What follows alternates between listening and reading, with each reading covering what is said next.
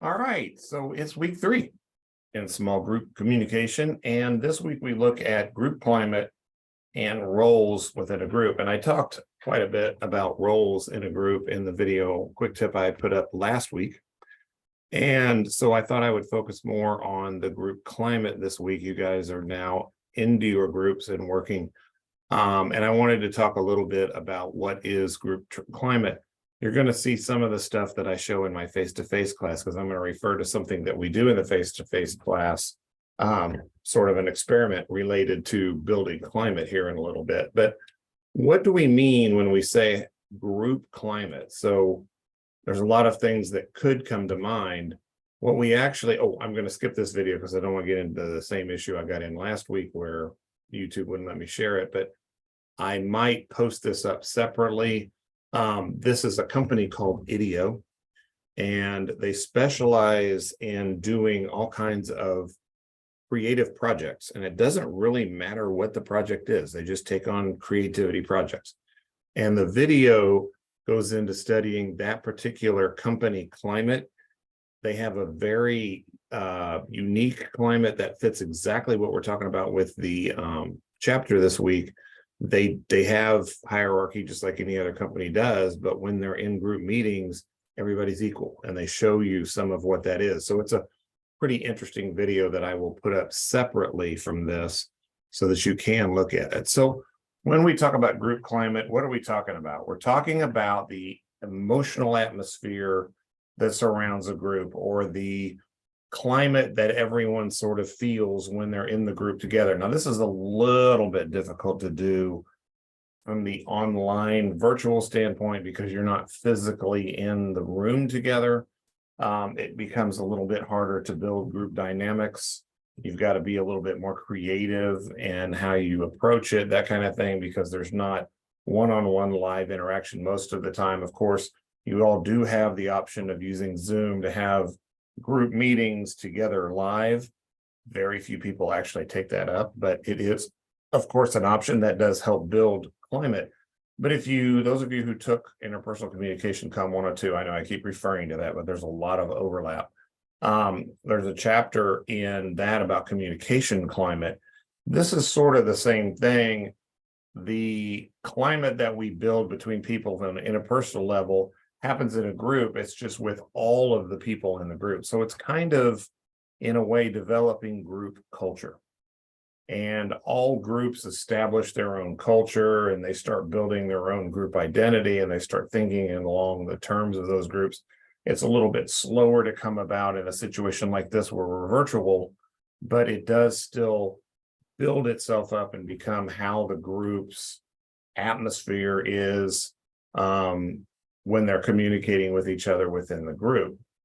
There's positive climate, and that IDEO video that you're going to see that I'll put up later is a good example of building positive climate. And in a positive climate, all of the individuals that are in the group feel that they're valued, they feel supported, they feel like they're treated well. It feels like everybody is contributing and everybody's opinion is valued and mattered.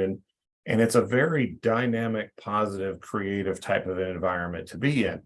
On the opposite side of that, of course, we have negative climates. There are always negative climates. And when you look at the chapter on roles, some of the roles that come into play sometimes are dysfunctional roles, or roles that hurt the overall success of the group. They also, those particular roles like blockers and ball hoggers, stage hoggers, they tend to create a negative climate. And in a negative climate, the group members don't all feel valued or supported or respected.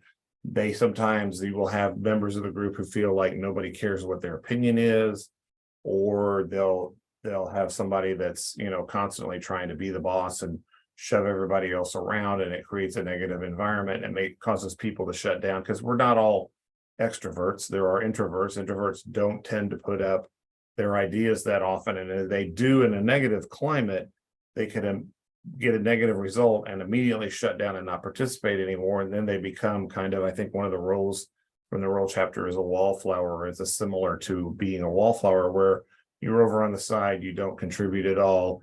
And unless the harmonizer starts trying to pull the wallflowers back in, this is all stuff from the roles chapter. If the harmonizer doesn't do that, then everything that could be contributed from the wallflower gets lost. And obviously you want to avoid negative climate in groups. That's a group killer. It kills success. You've got, and I think I've talked about this in previous videos, you've got the functional dynamic of the group, the task that has to be done, the task dynamic, and then you've got dynamic equilibrium, or the social dimension of the group.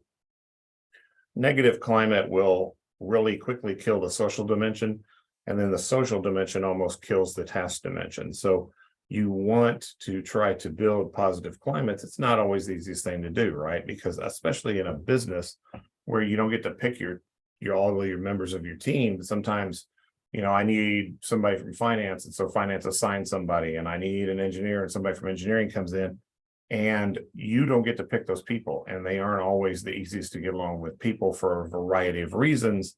And you've got to still try to build a positive climate versus a negative climate. So you have to really pay attention to how the interaction happens between the group and trying to keep everything equal and level-footed. We have built into us as human beings a negativity bias. We tend to believe the negative stuff more. It will have a bigger impact on us. Negative comments can carry a long way, and you can look at tons of information out there about bullying and just really negative environments where you have a couple of negative comments can kill an entire group really quickly. We are more, for whatever reason, strongly influenced by the negative comment. Somebody can give you a positive comment and the negative comment, and we will typically focus on the negative comment and maybe even skip completely over to positive comment. And that's just a natural trait that is built into our brains. And there's some interesting studies that have been done on this, and it actually looks at the impact of negative comments versus positive comments in situations. And this is something I also go over in interpersonal communication, Comm 102. Yeah, I know I'm bringing it up again. But a lot of the studies say that, one or two negative comments can have a really strong impact, because our brain, I love that. I think I pulled this out of the book, a quote out of the book. Your brain is like Velcro for negative comments. So a negative comment comes in, and man, our brains grab it and hang on for dear life. And positive comments come across, and our brain switches to Teflon, and they skip right off. And if you think about it, most people are that way. They will focus on the negative, and it can be, you can get 4 or 5 positive comments and 1 negative comment, and we'll focus on the negative comment. And I do an experiment in Comm 102 with my class, the face-to-face class. And invariably, I always know how the outcome is going to be. And it always comes up with everybody's focusing on the one negative thing out of, there's 5 things presented, 4 positive, 1's negative. Everybody focuses on the negative. It's just our natural human instinct. Now, there's a couple of important things to know about that. The studies have shown that there's a thing called the magic ratio, and it's 3 to 1. And it basically means that because negative comments stick like Velcro in our brains, that the impact of 1 negative comment takes 3 positive comments to balance it back out again. So if you look at it from like a seesaw, there was a seesaw there on the screen a minute ago. If you make a negative comment, it goes like this. A positive comment doesn't bring it back to balance. 3 positive comments it takes to bring it back to balance. So now think about how many times a day you either hear or say a negative comment, whether it's to you or you're to somebody else. That person or you, it's going to take 3 positive comments just to balance you back out again. That's not even to get into a positive climate. That's just to get even. So that's a very important thing to remember. We are very influenced by the negative side of things. There's also a thing called the magic or optimum ratio. And if you want to build a positive climate and you want to get where the atmosphere is a very positive, creative kind of thing, the ratio actually goes up to 5 to 1. So for every negative comment, you need 5 positive comments to make progress towards a more positive environment. And you have to start really thinking about putting positive comments out there. That's why in a lot of workplaces, and there's some videos up on YouTube that show places like this, if the place concentrates a lot on, even if it's small attaboys, positive feedback on people, the work that people are doing, if they get a lot of attaboys, they tend to build into a very positive atmosphere. And there's always going to be a negative comment come along at some point in time, or if something's going to, you have to do something a little bit better, positive criticism or creative criticism, constructive criticism, I'm trying to say. And there's places where you have to do that. So then you have that one negative comment. But if you're in a positive 5-to-1 ratio type of climate, yeah, that will have a little bit of an impact on you, but it won't bring you all the way down like the 3-to-1 ratio does. So really positive group climates actually have a 5-to-1 positive to negative comment ratio. And the other thing is we have a very brilliant kind of bullshit detector. And so the positives have to be real. You can't do fake positives because people will see that fake positive immediately. And when they do, go think about the times you've been in a retail store and you were going to buy something like clothes, and you asked the salesperson if it looked good on you, and they were like, yeah, that looks really great. And they've got that fake retail smile, and everything about their face says it looks like crap on you, but I want to make a sale. So yeah, it looks great. We detect that kind of fake stuff, and we detect it in those kind of comments. We detect it when we're getting sort of a false attaboy, or a backhanded compliment, something like that. So the positives have to be real. We know how to detect that, and we're very skeptical. So that's part of why it takes 5-to-1. Now, these are things you want to think about when you're interacting with people in your group. The comments that you make, think before you speak. We say that in Comm 102 all the time. Make sure that what you actually say is what you mean to say, and make sure that your nonverbals match your verbals. That's another area that we talk about, nonverbal communication versus verbal. If the verbal says positive and the nonverbal says negative, we're going to take it as negative because we almost 100% of the time believe the nonverbal communication over the verbal. So you've really got to think about how you react and interact with people in your groups, even in this virtual environment.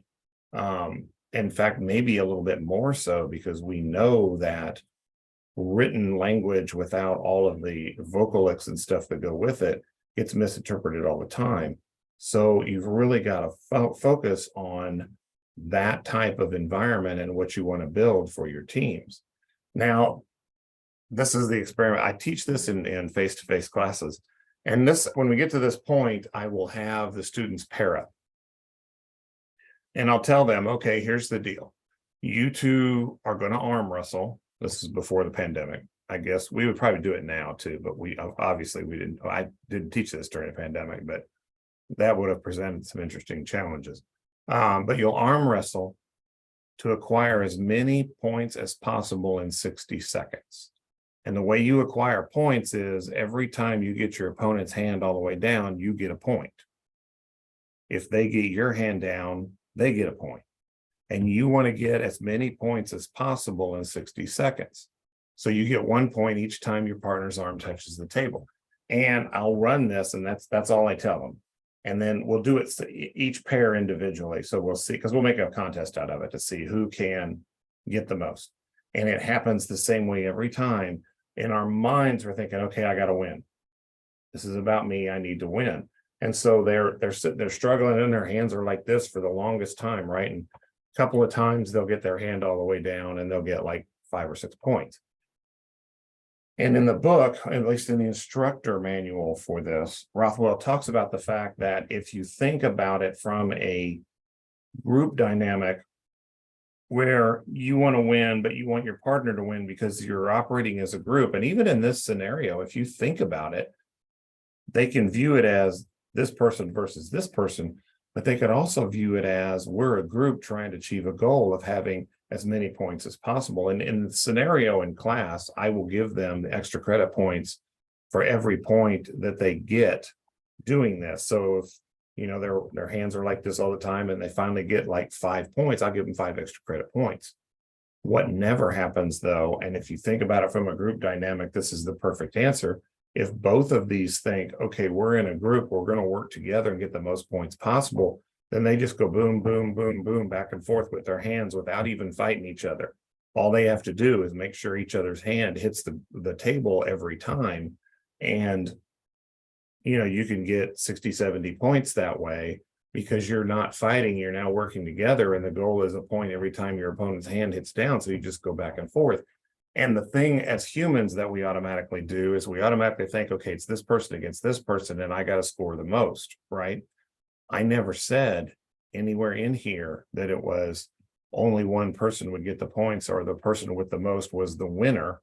Our brains automatically shift into that mode. But if you shift it into, hey, if we both work together, we can get the most points, and you just wham, wham, wham, wham, wham, and get 60, 70 points, you can get a whole lot of extra credit points. But I've never had a team do that in all the time I've been teaching this. And I do it every time I teach the class. I do this hand wrestling thing because afterwards, and then I always have somebody who's got, 10 or 12, and they're all, yay, I won 10 or 12. And I'll say, you realize none of you won. Because if you had worked together, and then I explained this whole just going back and forth thing, you could have gotten however many times you can get it in 60 seconds. So, theoretically, 60 points, 70 points each. If you really go to town, hitting the hands down on the table and work together, and they're like, oh my God. And I always say I would have given you 60 points, or I would have given you, whatever you got. If you'd worked together, you would have both got whatever points you had. But that's not how it works. But when you do think in a positive climate group, you get a lot more of this type of function. And you'll see that when I put up the video. I'll put it up right after I put up this quick tip, so it'll be right below it. And you'll see a very positive, unique climate. So that's what I wanted to talk about today. I could go on for a long time, and I had a 15-minute quick tip, and that's not a very quick tip, is it? So I'm going to shut this down for now, and I'll probably come up with another quick tip here in a little while. But that's it. Thinking about the climate that you have and how important your contribution is to that climate, and how you choose to contribute can affect the overall success or failure of a group. I'll talk to you later.